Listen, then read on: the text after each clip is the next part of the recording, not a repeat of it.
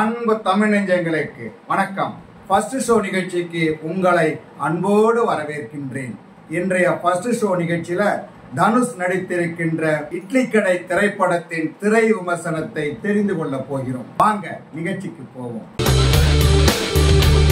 அப்பாவோட தொழில மகன் பார்க்கணும், பணம்னு வெளிநாடுகளுக்கு போகாதீங்க, உள்ளூர்லயே இருந்து அப்பாவோட கனவை நீங்களும் தொடருங்க அப்படின்னு சொல்றதுதான் இந்த படத்தோட கதை. சங்கராபுரம் கிராமத்தில் இட்லி கடை நடத்துபவர் ராஜ்கிரண்.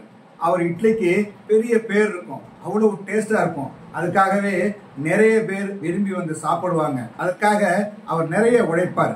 அதிகாலையில 3 மணிக்கு எழுந்திருச்சு குளிச்சு பட்டையை போட்டுக்கிட்டு கடைக்கு போவார். ஒரு கோயிலை திறக்கிற மாதிரி கடையை திறந்து பொருட்களை தயார் பண்ணுவார். இட்லிக்கு அரைப்பாரு, சாம்பார் வைப்பாரு, இட்லி சுடுவாரு. இப்படி இட்லியை கொண்டு போய் மக்கள்கிட்ட கொடுக்கும்போது அவ்வளவு சந்தோஷம் இருக்கும். இட்லியை பார்த்தாலே சாம்பாரை பார்த்தாலே சாப்பிடணும் அப்படிங்கிற ஆசை வரும். அந்த அளவுக்கு அவருடைய கடை இருக்கும். அப்பாவை பார்த்து பிள்ளைங்க வளர்ந்துருப்பாரு. அதனால கடை மேல அவருக்கு ரொம்ப ஆசையா இருக்கும். இயல்பிலேயே அவர் கேட்டரிங் படிச்சிருப்பாரு.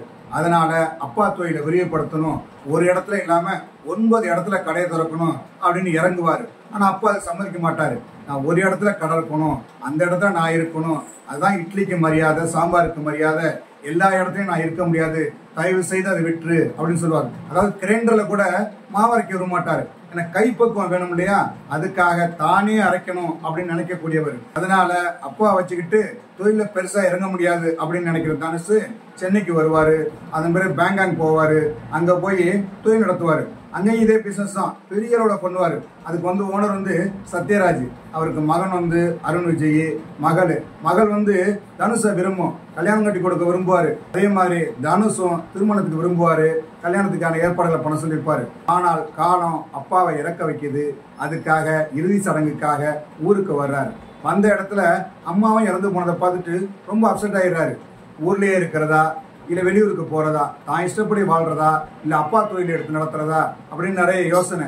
சங்கடமா இருக்கும். விட்டுட்டு போறதுக்கும் மனசு வராது, போறதுக்கும் மனசு வராது. அது மாதிரி ஒரு சூழல். அதனால ரொம்ப நொந்து போவார். ஒரு கட்டத்துல அப்பா தொழிலே பண்றது அப்படின்னு முடிவு பண்ணுவார். அப்பா தொழிலை கொண்டு வர்றதுன்னா சாதாரண விஷயமா? அவருடைய கைப்பக்கம் இருக்குல்ல, அது கொண்டு வரணும் இல்லையா, அதுக்காக நிறைய மெனக்கெடுவாரு, கஷ்டப்படுவாரு. மக்கள் எல்லாம் அப்பாவோட இட்லி மாதிரியே இல்லையப்பா அப்படின்னு குறை சொல்லுவாங்க. அப்பா பேரை எடுக்கிறதா இல்ல அப்பாவோட பேரை கெடுக்கிறதா அப்படிங்கிற நிலைமை இருக்கும்.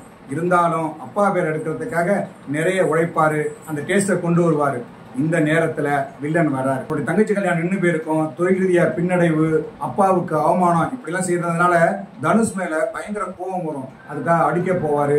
2 பேர் சண்டை போட்டுக்குவாங்க. தனுஷ முதல்ல இவர் அடிப்பாரு, தடுக்கிறதுக்காக அடிப்பாரு. தனுஷோட அப்பா ராஜ்கிரனுக்கு அகிம்சை மேல ரொம்ப நம்பிக்கை.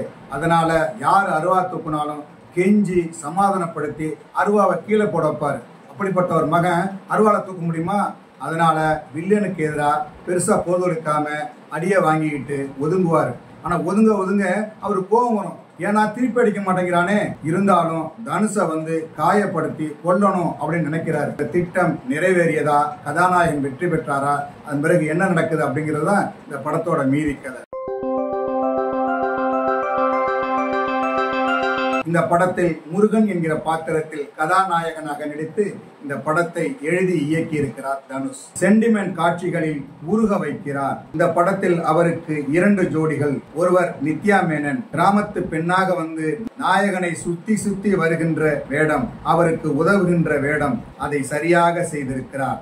இன்னொரு நாயகியாக ஷாலினி பாண்டே, இவரும் அவருடைய சிறப்பை கொடுத்திருக்கிறார். தனுஷின் அப்பாவாக ராஜ்கிரண் சென்டிமெண்டான நடிப்பில் மனதை தொடுகிறார். அம்மாவாக கீதா கைலாசம், அவர் வருகிற இடங்கள் எல்லாம் நம்முடைய அம்மாவை ஞாபகப்படுத்துகிறது. ராஜ்கிரனின் சிறுவயது பாத்திரத்தில் தமிழ் கௌதமன், அவருடைய நடிப்பும் அவருக்கு ஜோடியாக நடித்தவரின் நடிப்பும் எக்ஸலன்ட். வில்லனாக மாஸ் காட்டுகிறார் அருண் விஜய். நல்லவரா கெட்டவரா என்கிற பாத்திரத்தில் சத்யராஜ், ஊர்காரனுக்கு உதவுகின்ற போலீஸ்காரராக பார்த்திபன், படம் முழுக்க நாயகனுக்கு உதவும் பாத்திரத்தில் இளவரசு, தனுஷ் மீது பொறாமை கண்டு கத்தி தூக்கும் பாத்திரத்தில் சமுத்திரக்கனி மற்றும் ஆடுகளம் நரேன், கடைக்கு சாப்பிட வரும் பெரியவர் என படத்தில் நிறைய பேர் நடித்திருக்கிறார்கள்.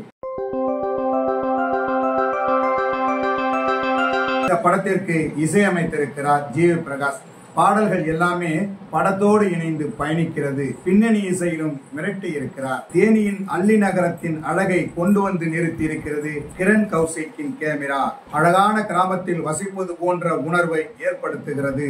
நல்லவன் கெட்டவன் என மாறி மாறி காட்சிகளை தொகுக்கின்ற இடங்களில் எடிட்டர் ஜி.கே. பிரசன்னாவின் வேலை படுஜோர். இந்த படத்தின் கதை எழுதி இயக்கியிருக்கிறார் தனுஷ். இவர் ஏற்கனவே பாப்பாண்டி என்கிற படத்தை இயக்கியவர். அந்த படத்துல கதாநாயகனாக ராஜ்கிரண் நடித்திருந்தார். அதாவது பழைய காதலியை தேடி போகின்ற ஒரு காதலனின் கதையாக அந்த படம் இருந்தது. அந்த படம் மலையாளத்தில் இஷ்டம் என்கிற பெயர்ல நெடுமுடி வேணு திலீப் நடிச்ச படத்தை தழுவி இருந்தது. ஆனால் இந்த படம் அப்படி இல்லை. முழுக்க முழுக்க சென்டிமெண்ட். அதாவது வெளிநாட்டிலேயோ வெளியூர்களிலேயோ தங்கி வேலை பார்க்கின்ற இளைஞர்களை அவர்களுடைய மனதை டச் பண்ற மாதிரி நிறைய காட்சிகளை எடுத்திருக்கிறாரு. படத்தை பார்க்கின்ற போது முழுக்க முழுக்க சென்டிமெண்ட், அகிம்சை என்று படத்தை கொண்டு சென்றிருக்கிறார். முதல் பாதி சென்டிமெண்டாக இயல்பாக செல்கிறது. இரண்டாம் பாதியில் வில்லன், மோதல், அவர்களுக்குள் நடக்கிற சண்டை, பந்தயம், அகிம்சை என படம் தடுமாறுகிறது. பரபரப்பான படம், விறுவிறுப்பான படம் அப்படிலாம் சொல்ல முடியாது.